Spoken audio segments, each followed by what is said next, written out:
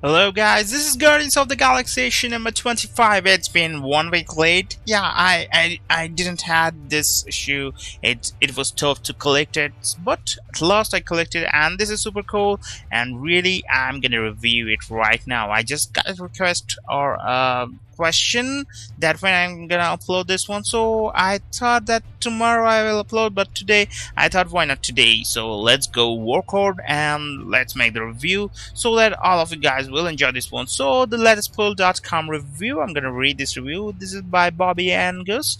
So Guardians of the Galaxy should be Marvel's powerhouse right now. Marvel delivered the summer hit with the movie, causing everyone and their brother to want to jump on board with the comics. With so much hype around a group of characters, you think a company would want to capitalize on it. Marvel Comics has utterly failed at that. Guardians of the Galaxy 25 is the 7th chapter of the Black Vortex series and the halfway point of the arc. So it's super cool. This series does not feel like a Guardians of the Galaxy book. There is too much going on. So Bendis has been given 3 groups of teams to work with: the young X-Men, the present X-Men, as well as the Guardians. This is too much. There needs to be a better balancing act between the characters. Star-Lord is able to force his way to the front of a couple of times, only to take a backseat to Jean Grey.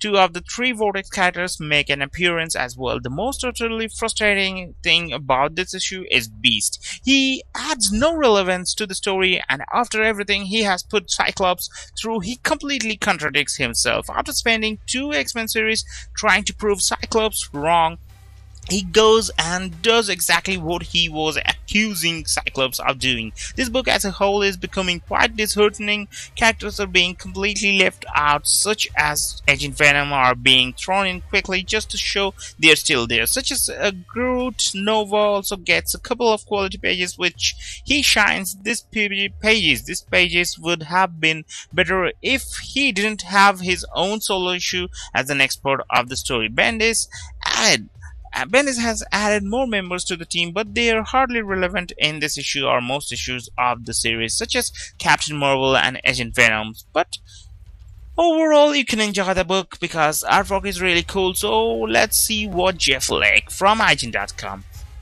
is gonna do this review, or whatever he's saying, that the Black Vortex has hardly been a quiet event, featuring more bouts of intergalactic fisticuffs then you can shake your narkhole at. One thing all those fights have lacked thus far is an anchor from which to care, something Brian Michael Bendis gamely attempts to include here in Guardians of the Galaxy 25. It's a feat he doesn't entirely manage to pull off, though it does make for one of the more engaging issues of recent memory. It must really suck being Creed, the canon fodder of the Marvel Universe, are dealt yet another devastating blow here.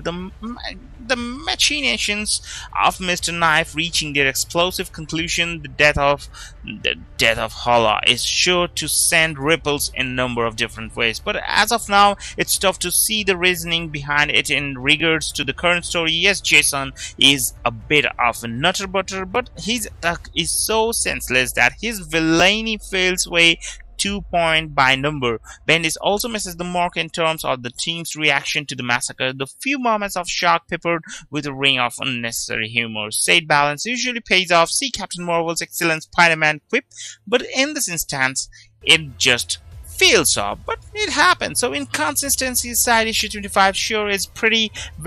Valerio's Schiti has been turning in some consistently great work with this event, and this issue is no different. His page is dynamic and captivating. The attack and subsequent destruction of Hala proves an immediate highlight as that exemplified by an impressive 4-page stretch showcasing. So the means and the aftermath, the artist character work also continues to be pretty cool. So here some review from nerdsunchained.com. This is by Kate Mungitel. So the cosmically enhanced heroes have been driven back from Hala. The Elder Beast has begun to crumble under the weight of his life choices, and Cyclops, Iceman, and Groot have been captured by Mr. Knife and the Slaughter Lords. All that, and we have only just reached the halfway point of the Black Vortex with this issue. The Kree home world of Hala serves as the main focal point of the action in this issue, while the cosmically enhanced heroes Gamora, Angel, and the Elder Elder Beasts were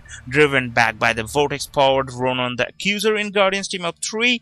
So that issue number 3 was pretty deserting sometimes, so that doesn't mean that Hell is free of this conflict, as the argument over what to do with the Black Vortex continues to rage on. Now with the Kree Supreme Intelligence championing that the side against the artifacts to use, as is so often the case with arguments involving superheroes, things do not go well, and the inevitable fight ensues. A fight that becomes even more chaotic when Mr. Knife, Jason, and his Slaughter Lords show up. While the fight between characters who are ostensibly on the same side is very much cliche, but overall it's pretty good, and you should buy this book. Those of you who till now missed it, you should buy this book. This is super cool. So Guardians of the Galaxy is gonna continue the Black Vortex chapter 8 on the Nova issue number 28. I'm gonna review that one very soon, so I hope you guys have liked it, and just go to the store, buy this book, and support the creators. Have a great day.